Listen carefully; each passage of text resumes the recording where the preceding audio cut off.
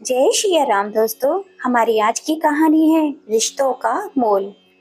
52 वर्षीय देवकी जी आज सुबह से ही गहन सोच में गुम थी। किसी काम में उनका मन नहीं लग रहा था। उन्हें बेचैन देखकर उनके 78 वर्षीय बुजुर्ग पिता बोले, क्या हुआ देवकी, कोई परेशानी है क्या? तो देवकी जी एक गहरी सांस लेते हुए बोली, अपने सामने अपने बेटे बहू का घर उजड़ते देख एक माँ खुश कैसे रह सकती है। कितना समझाने की कोशिश की थी मैंने उन दोनों को कि छोटी मोटी बातें तो हर घर में होती रहती हैं। झगड़े को इतना ना खींचा जाए, उतना ही बढ़ता ही जाता है। लेकिन कहाँ सुनते हैं आजकल के बच्चे। कल कोर्ट में हेयरिंग है, उसके बाद हमेशा हमेशा के लिए अलग हो जाएंगे वो दोनों। देवकी जी की बात का जवाब देते हुए उनके पिता बोले, बेटी, 16 साल पहले मैं और तेरी माँ भी ठीक इसी मानसिकता पीड़ा से गुजर रहे थे, जब हमने अपने पति से अलग होने का मन बना लिया था और उससे तलाक लेने का फैसला कर लिया था। हमने भी तो तुम्हें बहुत समझाने की कोशिश की थी, लेकिन जब तुम उस वक्त नहीं मानी तो अपने बेटे से कैसे उम्मीद कर सकती हो कि वह तुम्हारी बात को समझे। आज 16 साल बाद इतिहास खुद को दोहरा रहा है बेटी। पिता की बात सुनते ही देवकी जी की आंखें आंसुओं से भर आईं। तभी उनके पिता बोले, लेकिन बेटी, मुझे लगता है कि ऐसे समय में तुम्हें वंश के साथ होना चाहिए। आप ठीक कह रहे हैं बाबूजी। मैं कल सुबह पुणे के लिए रवाना हो जाऊंगी। दरअसल देवकी जी का अपने पति प्रशांत जी से तलाक हुआ था। उस समय उनका बेटा वंश 9 साल का था। माँ बाप के अलग होने से वंश अंदर ही अंदर डिस्टर्ब रहने लगा था। इस बात के लिए वह अपनी माँ से उखड़ा उखड़ा रहता था। तलाक के बाद से देवकी जी अपने बेटे को लेकर मायके में रह रही थी। पढ़ाई लिखाई करने के बाद वंश ने पुणे में ही नौकरी ज्वाइन कर ली और वहीं सेटल हो गया। देवकी जी और प्रशांत जी को अलग हुए 16 साल बीत चुके थे और 16 साल बाद आज उनके बेटे की गृहस्थी भी उजड़ने की कगार पे थी। अगले दिन जब देवकी जी वंश के घर पहुंची और वंश ने दरवाजा खोला, तभी उसके वकील का उसके पास फोन आया और बोला, अरे मुबारक हो वंश जी, आज तो निश्चित तौर पर तुम्हें तलाक मिल ही जाएगा और कोर्ट से आपको तलाक के कागज भी मिल जाएंगे और उसके बाद आप और पायल मैडम हमेशा हमेशा के लिए इस रिश्ते से आज़ाद हो जाओगे। यह बात सुनते ही वंश का कलेजा धक से रह गया। तभी देवकी जी ने पीछे से उसके कंधे पर हाथ रखा तो अपने परेशानी वह छिपा न सका और अपनी माँ के गले लगकर फूट फूट कर रो पड़ा। इतने समय से दिल में भरा गुब्बार आज हल्का कर लेना चाहता था। रोते हुए बोला, माँ, घर छोड़ के जाते वक्त उसने कहा था, वंश, हम लोग नदी के दो किनारों की तरह हैं जो चाहकर भी आपस में नहीं मिल सकते। शायद पायल ने सही कहा था, नदी के दो किनारे कभी नहीं मिल सकते। उसका कहना बिल्कुल ठीक था। मैं जीवन को बहुत गहराई से देखता हूँ। जिंदगी को इतनी भी गंभीरता से नहीं लेना चाहिए। शायद इसीलिए आज मैं अकेला रह गया हूँ। काश मैं उसी दिन उसे रोक लेता। काश मैं उस दिन उसे छोड़कर ऑफिस न जाता। कैसे भी करके मना लेता तो आज हमें यह दिन न देखना पड़ता। देवकी जी वंश की पीड़ा को साफ साफ समझ पा रही थी। वह जानती थी इस घटना से वह अंदर तक टूट चुका है। इसलिए उसे समझाते हुए बोली, बेटा, अभी देर नहीं हुई है। एक बार अपने इस रिश्ते को फिर से मौका देकर देखो। अकेले जिंदगी काटना इतना आसान नहीं होता और यह बात मैं खुद महसूस कर चुकी हूँ। मैं तो जीवन में इतना बड़ा फैसला लेकर आज तक पछता रही हूँ, लेकिन तुम ऐसी नौबत मत आने दो। नहीं माँ, अब सब कुछ खत्म हो चुका है। अब इस बारे में सोचकर कोई फायदा नहीं। आज अदालत की मंजूरी मिलने के बाद हम कानूनी तौर पर अलग हो जाएंगे। थोड़ी देर बाद तैयार होकर वंश कोर्ट चला गया। अदालत की कार्रवाई से पहले वंश ने पायल से बात करने की कोशिश भी की, लेकिन उसकी माँ दीवार की तरह उन दोनों के बीच में खड़ी हुई। कुछ देर बाद उन दोनों को तलाक को मंजूरी दे दी गई और वंश अपने घर वापस लौट आया। घर पहुंचते ही देवकी जी ने उसे प्रश्नवाचक निगाहों से देखा, जो अपने दुख के सैलाब को अंदर ही अंदर दबाते हुए वह केवल इतना ही कह पाया, माँ, कुछ देर में पायल यहाँ पहुंची होगी। अपना बाकी का सामान लेने के लिए। इतना कहकर वंश अपने कमरे में चला गया। अलमारी खोली तो उसमें पायल की कुछ साड़ियां और कपड़े थे, जिन्हें वंश ने पायल की यादों के तौर पर सहेज कर रखा था। सब देखते हुए उसकी आंखें फिर से भर आईं। खुद से ही बोल उठा, क्यों मैंने खुद को इतना अनुसूचित कर लिया कि अनुशासन में पायल का दम घुटने लगा। काश मैं अपने आप को उसके अनुसार ढाल पाया होता। अगर परिस्थितियों के अनुसार मैंने स्वयं को थोड़ा सा बदला होता तो शायद आज मैं और पायल एक साथ होते। उधर वंश के घर की तरफ आते हुए पायल के दिमाग में भी विचारों का तूफान उत्पात मचा रहा था। सोचने लगी, शायद जिंदगी ऐसी ही है, जब तक हमें सामने वाला इंसान समझ में आता है तब तक वो हमसे बहुत दूर चला जाता है। जब तक हम दोनों साथ थे तुम्हें समझ में नहीं आ पाई वंश, अब मैं समझ आया तो बहुत देर हो चुकी है। तुम्हारे बिना ये जिंदगी जिंदगी नहीं है। लेकिन अब अपने इन्हीं हाथों से मैंने तुम्हारे पास वापस आने के सारे रास्ते बंद कर दिए हैं। विचारों का बवंडर एकाएक पायल को अतीत में ले जाने लगा। वंश और पायल कॉलेज में साथ पढ़ा करते थे। वैसे तो पायल का ध्यान कभी भी वंश की ओर नहीं गया था, लेकिन जब वंश ने फर्स्ट ईयर में टॉप किया तो वो आश्चर्यचकित रह गई थी कि किसी लड़के का रिजल्ट इतना अच्छा कैसे आ सकता है। वंश का पढ़ाई में इतना ध्यान देखकर वो उसकी ओर आकर्षित होने लगी। धीरे धीरे दोनों की बातचीत शुरू हुई और कुछ समय बाद वे दोनों एक दूसरे को पसंद करने लगे। लेकिन दोनों में से किसी ने भी अपने मन की बात एक दूसरे को नहीं बताई थी। कॉलेज का आखिरी दिन था। पायल वंश के पास आई और बोली, वंश, मैं हमारी दोस्ती को एक रिश्ते का नाम देना चाहती हूँ और उम्र भर तुम्हारे साथ रहना चाहती हूँ। क्या तुम मुझे पसंद करते हो? यह सुनकर वंश कुछ देर चुप रहा और फिर धीरे से बोला, हाँ, मैं भी तुमसे शादी करना चाहता हूँ। ऐसा कहते हुए उसने पायल के हाथ को अपने हाथ में ले लिया। दोनों ने एक दूसरे का साथ शादी करने के साथ फैसला कर लिया। लेकिन दोनों की जातियां अलग अलग थीं, इसलिए शादी करना इतना आसान भी नहीं था। वंश के परिवार वालों को तो कोई ऐतराज नहीं था, लेकिन पायल के माता पिता मानने को तैयार ही नहीं थे। उधर पायल भी अपने फैसले पर अड़ गई। अगर शादी करेगी तो वंश से, नहीं तो अपनी जान दे देगी। आखिरकार पायल के माता पिता ने भी बूझे मन से इस रिश्ते को स्वीकृति दे दी, लेकिन कभी वंश को दिल से नहीं अपना पाए। कॉलेज पास करने के 2 साल बाद पायल और वंश की शादी हो गई।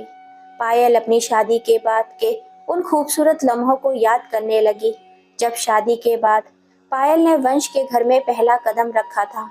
जो वंश ने एक पेपर पर उसके पैरों के निशान लिए थे, और ठीक 2 दिन बाद वह उस पेपर को एक फोटो फ्रेम में लगाकर घर लेकर आया था। जब पायल ने ये सब देखा तो हैरानी से बोल उठी थी, अरे, ये तो मेरे पैरों के निशान तो तुमने तब लिए थे जब मैंने इस घर में पहला कदम रखा था। हाँ पायल, ये तुम्हारे पद चिन्ह हैं, लेकिन ये फोटो फ्रेम में क्यों लगवाया है? पायल ने पूछा तो वंश बोला, पायल, माता पिता अपनी बेटी को एक अनजान इंसान के साथ जीवन भर साथ निभाने के लिए उसे सौंप देते हैं, तो उस इंसान का भी तो फर्ज बनता है कि वह अपने घर की लक्ष्मी को उतना ही प्यार और सम्मान दे जितना उसके माता पिता के घर में उसे मिलता था। बस इसी दिशा में यह मेरी एक छोटी सी कोशिश है। वंश के यह विचार जानकर हैरान रह गई थी पायल। फिर उसे ख्याल आने लगा, शादी के बाद कैसे वंश सुबह सूरज उगने से पहले ही उठकर घर का लगभग सारा काम निपटा देता था और फिर नहा धोकर पूजा पाठ करके पायल को जगाता था। वह सारे दृश्य जैसे किसी चलचित्र की तरह उसकी आंखों के सामने दिखने लगे। सुप्रभात पायल जी, देखिए सुबह हो चुकी है, खिड़कियां खोलते हुए वंश ने कहा। लेकिन पायल तो जैसे अपनी नींद से निकलना ही नहीं चाहती थी। फिर वंश ने कहा, उठो पायल, कड़क चाय बनाकर लाया हूँ तुम्हारे लिए। सूरज की किरणों के साथ चाय की चुस्कियों का आनंद लो। तभी पायल बड़ी मुश्किल से नींद के आगोश से बाहर निकली और बोली, good morning my dear husband. लगता है आज भी सुबह सवेरे उठकर आपने अपने सारे काम निपटा दिए। जी हाँ पायल जी, सारे काम हो चुके हैं। योग, प्राणायाम, घर की साफ सफाई, बर्तन, कपड़े, झाड़ू, पोंछा सब निपटा दिया है मैंने। हाँ, कपड़े सुखाना बाकी रह गया है। तो पायल बोली, अरे वंश, क्यों तुम सुबह सुबह अपनी नींद खराब करके अकेले इन सारे कामों में लगे रहते हो? तुम्हारे ऑफिस जाने के बाद मैं सारा काम कर लेती। तुम अपना ऑफिस का काम संभाला करो, घर के काम की चिंता मत किया करो। तो वंश बोला, अरे पायल, मुझे सभी कार्य सही समय पर करना बहुत अच्छा लगता है। सही समय पर सभी कार्य हो जाएं तो परिणाम अच्छे मिलते हैं। जब प्रकृति को ही देख लो, अपने सभी काम सही समय पर ही करती है। प्रकृति? यह प्रकृति कौन है? पायल ने भौं चढ़ाते हुए पूछा। तो वंश बोला, अरे पायल जी, प्रकृति यानी कुदरत, नेचर। जैसे कि सूरज अपने समय पर उगता और अस्त होता है, धरती अनुशासन से अपनी पूरी दूरी पर घूम रही होती है, नदी अपनी गति से बह रही होती है। इसलिए मनुष्य को भी अपना काम सही समय पर कर लेना चाहिए। और वैसे भी यह सब काम करने से मेरा बहुत फायदा होता है। अच्छा, तुम्हारा फायदा कैसे? पायल ने उत्सुकता से पूछा। तो वंश बोला, अब आप ही देखिए, एक तो हर रोज की दिनचर्या बनी रहती है तो आदत अच्छी बन जाती है, और दूसरा सुबह सुबह सारे घर के काम करके अच्छा खासा व्यायाम हो जाता है तो सेहत का भी फायदा हो गया। और फिर अगर हम अपनी श्रीमती जी के हिस्से का कुछ काम कर लेंगे तो उससे हमारी श्रीमती जी भी तो खुश हो जाएंगी। अगर वह खुश हो गई तो हमारा तो फायदा ही फायदा है। अच्छा, यह बात है। पायल मुस्कुराते हुए बोली। तो वंश ने कहा, और वैसे भी यह घर मेरा भी तो है। तो पायल ने कहा, तुम्हारा भी तो है क्या? मतलब तुम्हारा ही तो है ये घर? जी नहीं पायल जी, सिर्फ यह नहीं, घर मेरा नहीं, हम दोनों का है, हमारे सपनों का घर। और हम दोनों से ही यह घर है, वरना ईंट से बनी इमारत में रखा ही क्या है? श्रीमती जी, जब यह घर हम दोनों का है तो इसका काम अकेले आप ही क्यों करें? फिर यह कहाँ लिखा है कि घर के सभी काम औरत को ही करने चाहिए, आदमी को नहीं? क्या पत्नी ही उम्र भर बर्तन कपड़े धोती रहे? कभी आदमी नहीं धो सकते? और पायल, काम तो काम होता है, जिसके पास समय हो वह कर सकता है। अच्छा, अब यह बताओ, चाय कैसी लगी? अरे पतिदेव, चाय आप बनाए और मुझे पसंद ना आए, ऐसा कभी हो सकता है क्या? पायल ने मुस्कुराते हुए कहा। तो वंश बोला, बस इसी मुस्कान पर ही तो मैं मर मिटा हूँ। उफ वंश, अब ये मुस्कान कौन है? आपकी ये प्यारी सी स्माइल। कहते हुए वंश ने पायल को गले से लगा लिया। फिर पायल बोली, अच्छा वंश, दिवाली आ रही है ना, तो आज शाम को मेरी मम्मी पापा मिठाई देने घर पर आएंगे, तुम जल्दी घर पर आ जाना। अरे चिंता मत कीजिए श्रीमती जी, मैं जल्दी भी आऊंगा और उनके लिए अपने हाथों से खास पकवान भी तैयार करूंगा। उंगलियां चाटते रह जाएंगे आपके घर वाले। और जब शाम को पायल के घर से उसके मम्मी पापा आए तो वंश की आवा भगत देखकर वो उसके तारीफों के पुल बांधते नहीं थके। दिन यूं ही बीतने लगे। लेकिन एक दिन जब वंश शाम को ऑफिस से घर लौटा तो पायल उस समय अपने मोबाइल में व्यस्त थी, शायद सहेलियों के साथ चैट कर रही थी। घर आते ही जलने की बदबू आने के कारण वंश सीधा रसोई घर में गया, गैस बंद करके बाहर आया और बोला, पायल, रसोई घर में सारी सब्जी जल गई और तुम यहाँ फोन पर मशगूल हो। तुम्हें कितनी बार कहा है कि फोन में इतना मत खोया करो कि असल दुनिया का नाता ही तोड़ लो। तभी पायल चिढ़ते हुए बोली, फोन फोन फोन, मुझे समझ नहीं आता वंश, मेरे फोन से तुम्हें इतनी दिक्कत होती क्यों है? हमेशा ही मेरे फोन या सोशल मीडिया साइट के बारे में कोई ना कोई कमेंट तुम करते ही रहते हो। दुनिया को देखो कहाँ से कहाँ पहुँच गई है, और अपने आप को देखो, आज के जमाने में भी तुम हजारों साल पीछे आदि मानव की तरह जी रहे हो। किसी भी सोशल मीडिया साइट पर भी कभी तुमने अपना कोई अकाउंट नहीं बनाया जो तुम्हें पता चले कि दुनिया कैसी है, कितनी रंगीन है, कितनी हसीन है, जहाँ नए नए दोस्त बनाए जाते हैं, एक अलग ही दुनिया देखने को मिलती है। लोग अपने खूबसूरत लम्हों को पिक्चर में शेयर करते हैं, दूसरों की फोटोज को लाइक करते हैं, कमेंट करके उनकी तारीफ करते हैं। और यहाँ तुम खुद को देखो, स्मार्टफोन के जमाने में तुम बटन वाला मोबाइल फोन इस्तेमाल करते हो, वो भी 9 साल पुराना। अपने कपड़े देखो, बाबा आदम के जमाने के नजर आते हो। सफेद और काले के अलावा जैसे कोई रंग ही नहीं है तुम्हारी दुनिया में। लेकिन वंश, मुझे तुम्हारी तरह बेरंग जिंदगी नहीं जीनी है। तंग आ गई हूँ मैं ऐसी बोरियत भरी जिंदगी से। तो फिर वंश बोला, लेकिन पायल, मेरी जिंदगी में तो सिर्फ उन्हीं लोगों की अहमियत है जो मेरे अपने हैं, जो रिश्ते से मेरे साथ जुड़े हैं। उनके अलावा मुझे किसी से कुछ लेना देना ही नहीं है। उन रिश्तों को अगर मैं सही ढंग से निभा लेता हूँ तो इससे ज्यादा संतुष्टि की बात मेरे लिए कुछ भी नहीं होगी। और मैंने तुम्हें पहले भी बात समझाई थी कि जरूरत से ज्यादा कोई भी चीज अच्छी नहीं होती है। अगर इन चीजों को हद में इस्तेमाल करो तो ही अच्छा है, क्योंकि एक हद के बाद इन सभी चीजों की लत लग जाती है। लेकिन इस बारे में तो तुम जब सोचोगी ना, जब अपने हाथ से इस मोबाइल नाम की बीमारी को छोड़ोगी। तुम्हें तो सिर्फ फोन की ऐसी लत लग चुकी है कि इसके सामने तुम्हें अपने रिश्ते भी छोटे दिखाई देने लगे हैं। इस बात पर पायल भड़क उठी और बोली, अगर तुम्हें मुझसे और मेरे इस फोन से इतनी ही नफरत है तो तुम मुझे डिवोर्स क्यों नहीं दे देते हो? नफरत होने लगी है मुझे तुम्हारा चेहरा देख देख कर। अब तो मुझे डिवोर्स देकर खुद भी टेंशन फ्री रहो और मुझे भी इस बोरियत भरी जिंदगी से आजाद कर दो। ऐसा कहते हुए पायल तो पैर पटकते हुए अपने कमरे में चली गई। लेकिन यह बात सुनकर वंश जड़त रह गया। उसे यकीन नहीं हो रहा था कि यह वह लड़की है जो कभी उसे अपनी जान से भी ज्यादा प्यार करती थी। उधर पायल बिस्तर पर लेटे लेटे आंसू बहाने लगी। सोचने लगी, सही कहते थे मम्मी पापा, वंश मेरे लायक ही नहीं है। लेकिन मैंने उनकी एक ना सुनी थी। अपने मन की सुनकर कितनी बड़ी बेवकूफ़ी कर बैठी कि अपने ही हाथों अपनी जिंदगी बर्बाद कर ली। खैर, धीरे धीरे वे दोनों फिर से सामान्य होने की कोशिश करने लगे। उनकी शादी को 1 साल पूरा हो रहा था। शादी की सालगिरह से एक दिन पहले वंश ने अपनी पत्नी पायल से कहा, पायल, कल हमारी शादी को पूरा 1 साल हो जाएगा। तो पायल उत्साहता से बोली, तो बताओ कैसे मनाने वाले हैं हम अपनी शादी की सालगिरह? बस प्रसन्नता से बोला, बड़े ही अनोखे तरीके से मनाएंगे। यह सुनकर पायल बहुत खुश हो गई। तो वंश ने कहा, कल सुबह सुबह जल्दी तैयार हो जाना। पहले हम मंदिर जाकर माथा टेक कर भगवान का आशीर्वाद लेंगे और फिर प्रसाद ग्रहण करने के बाद गरीबों को खाना खिलाएंगे। यह बात सुनते ही पायल की हैरानी का ठिकाना ना रहा। गुस्से में वह बोली, कब तक वंश, आखिर यह सब कब तक चलेगा?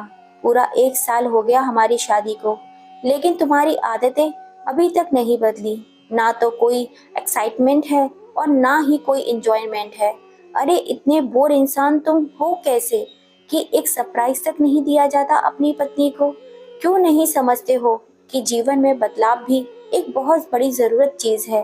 निरस जिंदगी जीना कितना बोरिंग होता है। क्या सिर्फ प्यार के बलबूते ही पूरी जिंदगी गुजारी जा सकती है?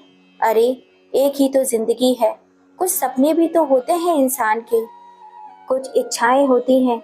लोगों को देखो कितने मॉडर्न हैं, एडवांस, और वैसे भी जीने में मजा है। मुझे भी वैसे ही सुकून मिलता है। Late night parties, dinner, birthday, anniversary पर केक पार्टी, आउटिंग, यह सब तो तुम्हारी जिंदगी से कोसों दूर है। जानते हो वंश, मेरी सहेली सीमा की शादी भी ठीक उसी दिन हुई थी जिस दिन हमारी शादी हुई थी। लेकिन इस 1 साल में वह 2 बार अपने पति के साथ फॉरेन टूर पर होकर आई है और इंडिया में तो ना जाने कितनी जगह घूम चुकी है। आए दिन candle light dinner, birthday surprise, ना जाने कितने ही मौके अपनी खूबसूरत तस्वीर खींचकर पोस्ट करती है। कितने खुश दिखते हैं वे हस्बैंड वाइफ एक दूसरे के साथ। और मेरी दूसरी सहेली निशा, 2 दिन पहले उसका बर्थडे था तो उसके हस्बैंड ने बर्थडे पर उसे एक शानदार सरप्राइज दिया। कितनी एक्साइटमेंट थी उसके चेहरे पर, कितनी खुश थी वो। बस मेरी ही किस्मत फूटी थी। लेकिन यहाँ सुनने वाला कौन है? तुम तो वही हजारों साल पुरानी जिंदगी जी रहे हो, कछुए की चाल की तरह। हर बात में तुम्हारी अपनी ही फिलॉसफी होती है।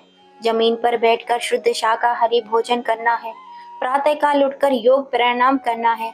सोशल मीडिया तो तुम्हें नकली दुनिया लगती है ना? संस्कार, संस्कृति, परंपरा, आस्था, बस यही सब कुछ है तुम्हारे लिए। उससे ऊपर से पता ही नहीं कहां कहां से हिंदी के शब्द ढूंढ कर ले आते हैं जो सामने वाले के ऊपर से ही निकल जाएं। दुनिया कहां से कहां पहुंच गई है और तुम लोग वही हजारों साल पीछे।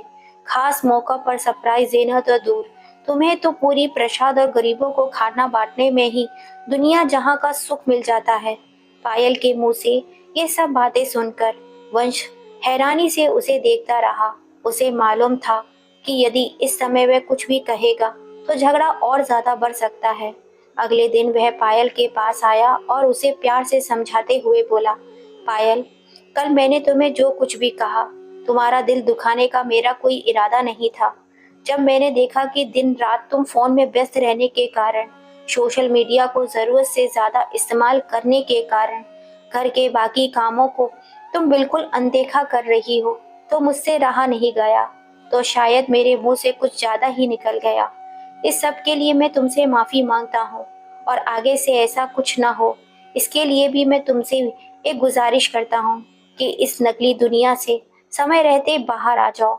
देखो पायल, सोशल मीडिया के जिन दोस्तों को साथ तुम अपनी पोस्ट शेयर करके उनके लाइक्स हासिल करके तुम्हें खुशी होती है, वह सच में तुम्हें जिंदगी में किसी एक भी दोस्त की जरूरत हो तो दावे के साथ कह सकता हूँ कि उनमें से कोई भी एक तुम्हारे पास नहीं होगा। कोई नहीं आएगा तुम्हारी मदद करने के लिए, तुम्हारे साथ खड़े होने के लिए। तो सिर्फ और सिर्फ तुम्हारे अपने रिश्ते होंगे जो तुमसे जुड़े हुए होंगे, जो सच में तुम्हारी फिक्र करते होंगे। इसलिए वक्त रहते स्वयं को संभालो, अपनी असल दुनिया के बारे में सोचो, अपने रिश्तों के बारे में सोचो। एक बात और कहूँगा पायल, दूर से देखने पर हमें बाकी लोगों की लाइफ बहुत परफेक्ट लगती है। हमें ऐसा लगता है कि कितनी खुशहाल जिंदगी बिता रहे हैं हमारे आसपास, और इस दुनिया के लोगों कितने हंसते हुए नजर आ रहे हैं, वो लोग उन तस्वीरों में जो भी वो सोशल मीडिया पर पोस्ट करते हैं। लेकिन पायल, हमें यह भी सोचना चाहिए कि कोई भी इंसान अपने परिवार वालों से झगड़ा करते हुए फोटो खींचकर सोशल मीडिया पर नहीं डालता। जब वह दुखी होता है, उदास होता है, उस पल तस्वीर खींचकर वह सोशल मीडिया पर अपने दोस्तों के साथ साझा नहीं करता। इसीलिए यह बात दिमाग से निकाल देनी चाहिए कि सब जिंदगी रोमांच और उत्साह से भरपूर है और हम उनके मुकाबले निराश जिंदगी जी रहे हैं। लड़ाई झगड़े किस घर में नहीं होते पायल, छोटी मोटी बातें तो हर घर में होती रहती हैं, लेकिन इन बातों को इतना बड़ा बना देना ही इंसान अलग होने के बारे में सोचने लगे, डिवोर्स जैसे ऑप्शंस के बारे में सोचे, यह तो गलत है ना। जो हुआ वह दोबारा नहीं होगा। अगर हम ये ठान लें तो फिर से हमारी जिंदगी खुशहाल हो जाएगी। यह जिंदगी एक बहुत बड़ी किताब की तरह है। कल जो कुछ भी हमारी जिंदगी में हुआ वह सिर्फ एक पन्ने की तरह था, और यदि किसी किताब का एक पन्ना फट जाता है या खराब हो जाता है तो हम उसके लिए पूरी किताब को तो नहीं फेंक देते ना। इसीलिए हमें अपने रिश्ते के साथ भी ऐसा नहीं करना चाहिए। अब तो मैं ऑफिस चलता हूँ, मुझे देर हो रही है। शाम को आकर मिलते हैं। और मुझे वही पहले जैसी हंसती खिलखिलाती हुई पायल चाहिए। उस समय तो वंश ऑफिस चला गया, लेकिन शाम को जैसे ही घर लौटा तो देखकर दंग रह गया। पायल अपना सामान पैक कर रही थी। उसे देखते ही वंश बोला, पायल, कहीं जाने की तैयारी है क्या? मायके से तुम्हारी माँ का फोन आया था। चलो अच्छा है, कुछ दिन माँ के साथ बिताओगी तो तुम्हारा मूड भी अच्छा हो जाएगा। तभी पायल बोली, जी नहीं, मैं कुछ दिनों के लिए नहीं बल्कि हमेशा हमेशा के लिए जा रही हूँ। अब मैं यहाँ कभी वापस नहीं आऊंगी। पायल की यह बात सुनकर वंश हैरत में पड़ गया। उसे तो जैसे काटो तो खून नहीं।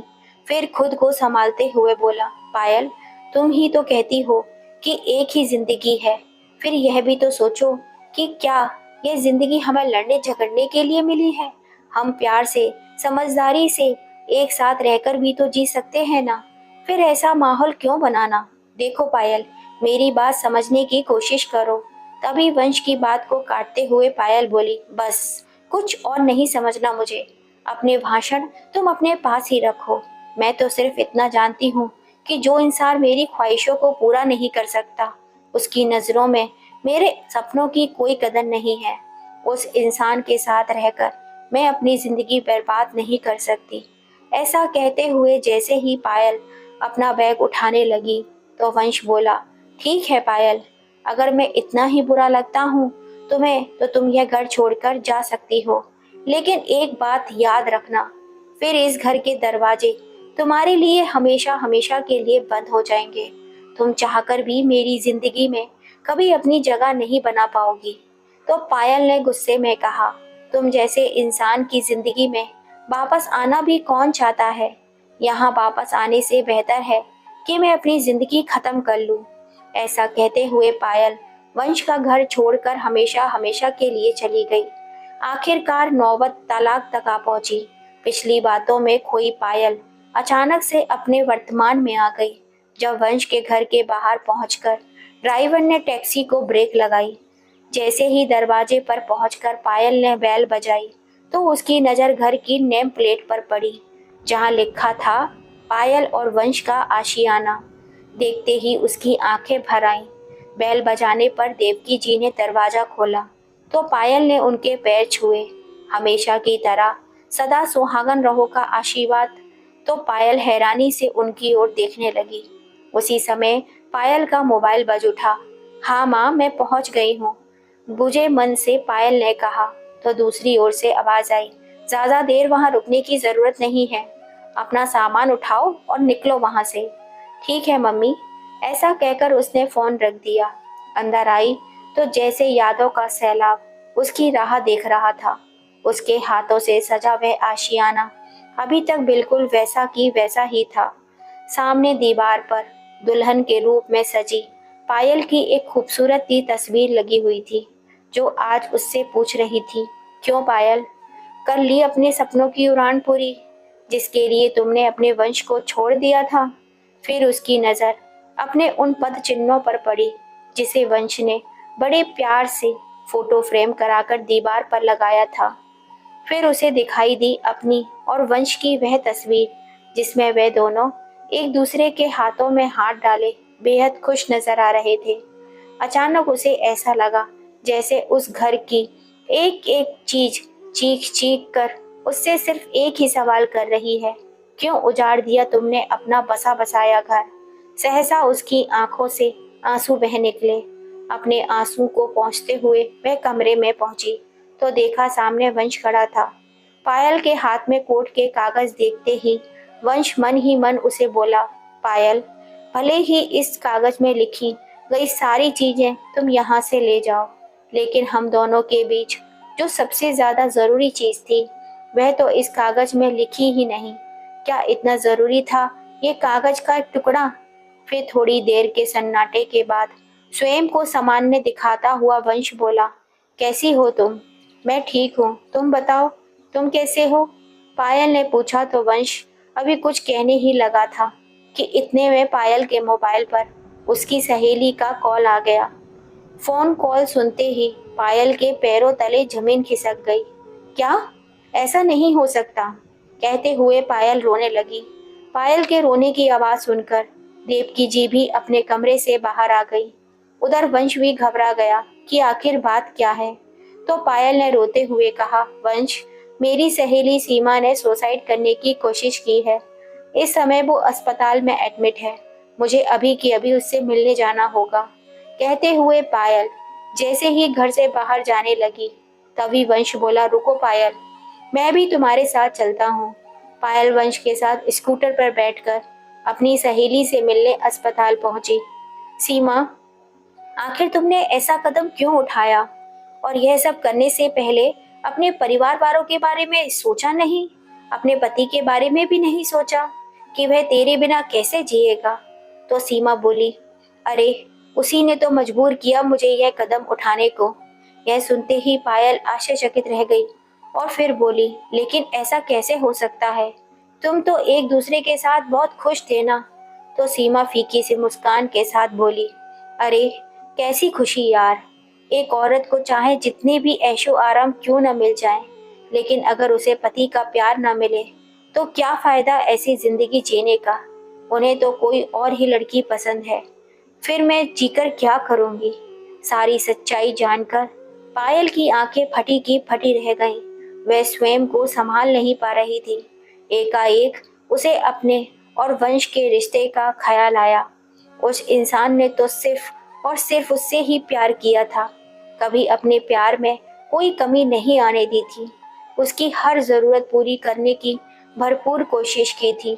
फिर उन दोनों का रिश्ता आखिर क्यों टूट गया? थोड़ी देर बाद पायल और वंश अस्पताल से बाहर आए तो वंश ने पूछा, कहाँ जाना है पायल?